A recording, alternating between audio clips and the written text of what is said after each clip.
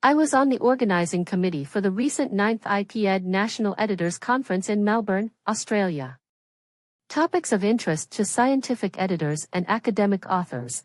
A billion-dollar academic publishing industry where many publishers charge researchers to publish in their journals has led to so-called predatory publishers. Such publishers are unethical and offer low-quality journals with reduced editorial services and academic scrutiny in an effort to elicit money from researchers. Another area of concern is plagiarism in response to the pressure to publish as well as a lack of fluency in the target language.